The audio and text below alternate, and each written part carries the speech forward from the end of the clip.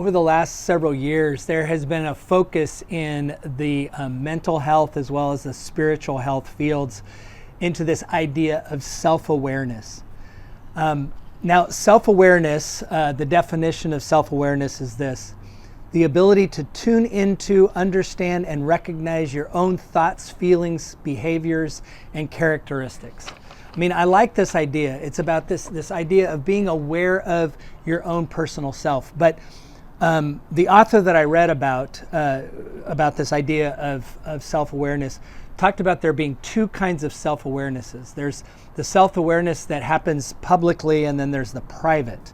Now, the public self-awareness has to do with this understanding of how we perceive ourselves being perceived by others. Like, how do others see who I am?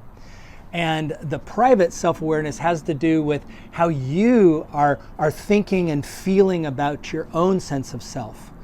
You know, when I was younger, I was really conscious of the whole public awareness. I was always worried that I had to fit into this certain way of being, and so my self-awareness was really maybe a false self-awareness that people thought I was a nerd or they didn't like who I was, and so that can really work on your psyche. But having a good sense of your public self-awareness is important, but so is this private self-awareness. And for some people, they do things like journal or keep a prayer log or something like that in order to recognize and identify and label what they're feeling.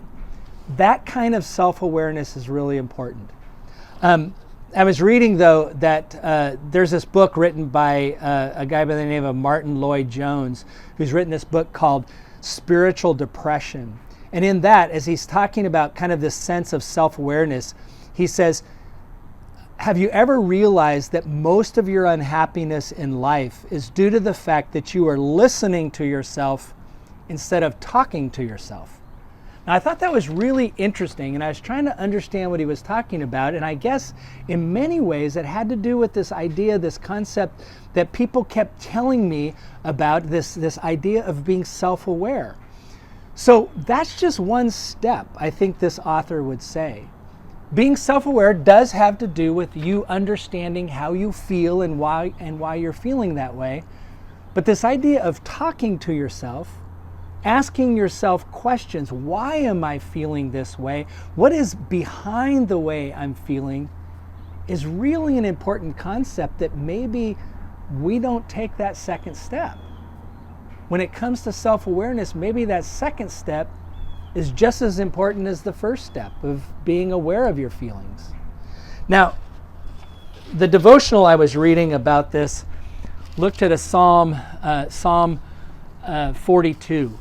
And I love the way Psalm 42 begins. It begins, as the deer longs for flowing streams, so my soul longs for you, O God. In fact, that's why I chose to be out here. I just planted these wonderful flowers, and I don't know if these are the kind that the deers would long for. But that idea aside, it says, as the deer longs for flowing streams, so my soul longs for you. My soul thirsts for God, for the living God. When shall I come to behold the face of God? But then this psalm takes a turn. My tears have been my food day and night, while people say to me continually, where is your God? You see, it starts with this wonderful word of praise and this wonderful idea of my feeling, oh God, is that I long for you. That's part of what my feeling is. And yet, as I'm thinking about my feelings, I recognize that my tears have been my food all day long. I am really not in a good place. I am not in a good place. That's an important part of self-awareness. I know that my tears have been my food all day long, or however you want to say it. I am not in a good place. I don't feel good about me. I don't feel good about the situation I'm in. That's an important place to be. Listening to that internal voice that's telling you I'm not in a good place is important. But again, this author said it's also important to talk to yourself. And here's the thing that's really interesting. By the end of Psalm 42, That's exactly what this psalmist seems to be doing. At the very end, the last verse, verse 11 says this: "Why are you downcast, O my soul? And why are you disquieted within me?" You see, those are questions that this psalmist is asking him or herself. Why am I downcast? Why does my soul hurt so much? Why is there disquiet in me? Why is there this sense of angst within me? And then he says this: "Hope in God, for I shall again praise him, my help and my God." You see, a part of that that's so important, this idea of self-awareness, is not just that we become aware of our feelings, but really we begin to talk them through. And I think even more so, that we find a place for God to connect with what we are feeling. You see, a part of that prayer is an acknowledgement to God, this is how I'm feeling. But then it's a sense of being able to ask yourself, where is God in this? Know that God is with me. If I know that God is with me, then I know I have hope. I know I have help.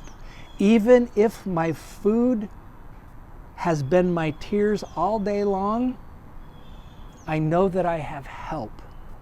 I have become self-aware not only what I'm feeling, but how to move past that difficult place that I'm feeling.